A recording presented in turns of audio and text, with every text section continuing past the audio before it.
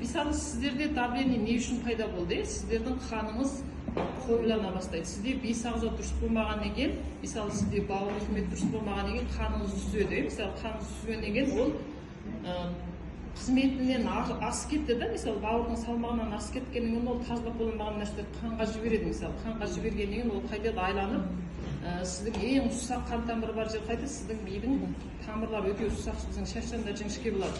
Жоғары қарай мысалы. Сол жаққа қарай не қалады? Сізде анандай қан тамырдың ішінде кейбір тамырлар, қан тамырдың бүйірлеріне анандай немене тұқ сияқты нәрселер пайда болады, сіздің қан тамырыңыз тарыла бастайды. Содан кейін сіз бағана дәрілерді ішесіз, давлениенің дәрісін ішесіз, ол сізге қандай көмектеседі? Сіздің бағана тамырыңызды үрлеп қана кеңітіп қана тұрады ол. Сіздің тамырыңызды кеңітіп, ана шар сияқты, оның ролы тек қана сол сіздің давлениеңізді мүлдем емдеп, сізді емдемейді. Егер сіз емдесе, мысалы сіз жарты жыл ішіңіз или бір жыл ішіңіз, содан кейін сіз оны ішпесеңіз де болатын еді. Бірақ сіз өкінішке орай қайтесіз, оны өмір бақи ішуге тура келеді. Сонымен сіз қайтесіз, бағана тамырды кеңітетін дәріні ішесіз, анау дәрінің 4 сағат деген уақыты бітеді ғой, біткеннен кейін ол тамырыңыз қайтадан орнына келеді. Содан кейін сіз бағана дәріні қайта ішесіз. Ал енді қазір кейбір дәрілер, мысалы таңертең азанда бір-ақ рет ішесіз, сондай давление дәрілер бар ғой, мысалы, ол тіпті күшті болады. Ол сіздің тамырыңызды зақымдау тіпті де күшті болады, мысалы. Ол үрдіс түрде сіздің тамырыңызды кеңітіп осындай неғып тұрады да. Мысалы, сіз шарды ойлаңыз, егер шарды сіз үрлесеңіз, біраз деген ол шар атылып кетеді, жарылып кетеді. Не үшін адамдарда инсульт алады, мысалы, миған тамырлар жарылады. Ол кезде бағанағы адамдар дәріні іше берді, іше бергеннен кейін мәлім бір тамырлар жұқарады. Енді ұзақ мезгіл кеңірек тұрғаннан кейін ол тамырдың серпімділігі төмендейді, сапасы төмендейді. Одан кейін бағанағы дәрілер сіздің бүйректен шыққаннан кейін сіздің бүйрек қуатыңызды, бағана бауырыңызды зақымдағаннан кейін ол тіпті де қаныңызға тіпті де көп шырақтарды жіберетін болады. Сонымен сізде анандай өте зиянды айдан қалыптасады сіздің денеңізде, мысалы. Сонымен қайтеді, сізден ілеспелі аурулар пайда болады, мысалы. Давление болған адамдарда қайтеді, жүректен кетеді, мысалы. Одан кейін врачтарға барсаңыз қайтеді, жаңа бір жүрекке қосып, жаңа бір дәрі береді. Одан кейін біраз уақыттан кейін бүйректер әлсіреп, құлақтар естімей қалады. Құлағы не үшін естімей қалады? Өйткені адамның бүйрегі зақымдалды. Бүйрек зақымдалғаннан кейін, мысалы Қытай медицинасында біздің құлақ пен бүйрек екеуі қатысты да, содан кейін сіздерде құлақ естімей қалады. Одан кейін көз жақсы көрмей қалады, катаракта пайда болады, глаукома пайда болады, ақ пайда болады, көзіңіз шел басады. Ол неге? Сізде бағана бауырыңыз зақымдалып отыр. Бауырыңыз зақымдалғаннан кейін, содан кейін сізден көзіңізден кете бастайды, көзіңізден мәселе шағылып шыға бастайды. Сонымен артынан сіздің ауруыңыз жазылмақ түгіл, әуелі бір ауруыңыздың үстіне неше түрлі аурулар қосылып сөйтіп кете береді. Иә, сол шынында сол бүйректен болады.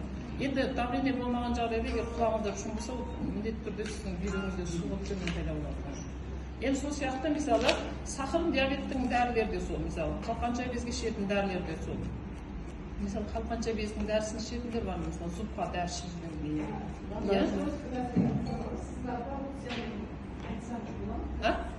Айтамын, артынан айтамын. Енді, мысалы, зұптың дәрісі де сондай, мысалы, қалқанша без, бізде мына жерде екі қалқанша без болады да, ол қалқанша без бүтін денеміздің зат алмасуына, барлық немесіне, мысалы, жүрек қағысымыз, тамақ қорытуымыз, зат алмасу дейміз, соған қатысты гормондарды бөліп шығарады.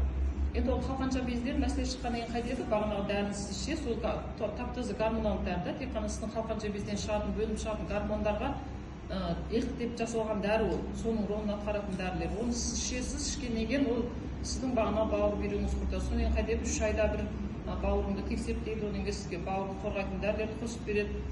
Сонымен сізде бағанағы айлан және де ұқсас қалыптасады, оны сіз өткен өмір бақи ішуіңізге тура келеді. Щитовидка алып тастасашы. Енді мысалы, щитовидка сізде бар болған кезде, мысалы, біз оны қалпына келтіре аламыз да. Енді мынаны кесіп алып тастағаннан ол бізде амал жоқ. Өйткені оны қалпына келтіретін дүние жоқ та, ол кезде оның амал жоқ. Дәрі іше беру керек та. Енді мысалы, ондай адамдар бізде мына дәрілерді үзбей ішіп тұруға тура келеді. Егер бар болса, біз оны қалпына 6 ай ма или 1 жылда қайтадан қалпына келтіруге болады. Оны алып тастаған деген ол кезде кішкене қиындау болады.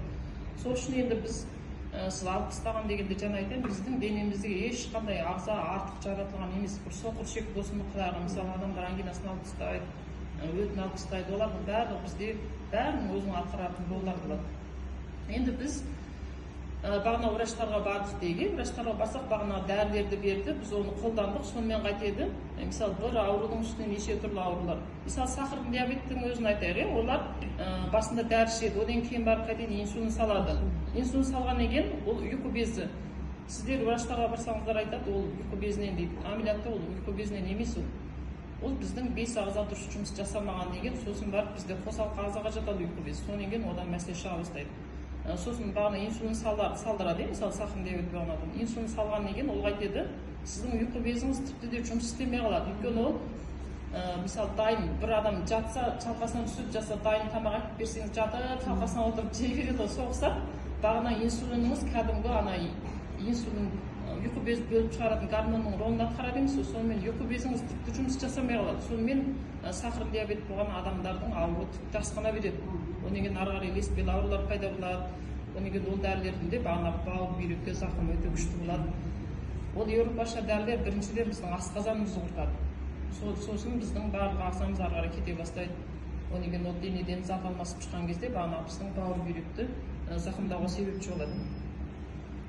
Сонда енді біз біліп тұрмыз ғой, біз еуропаша дәрілерді бәріміз талдамаймыз. Мысалы, көп бар, мысалы, маған да келген клиенттердің ішінде бар да, ой, мен пәлен жыл, 5 жыл болды, 3 жыл болды, осы врачтарға барып шаршадым деп, ана да бір тәте келген, мен шаршап артында врачтарды ұрыстым дейді. Сендердің дәрілерің маған тіпті көмектескен жоқ деп. Диализ жайлы айтып жүресіз бе?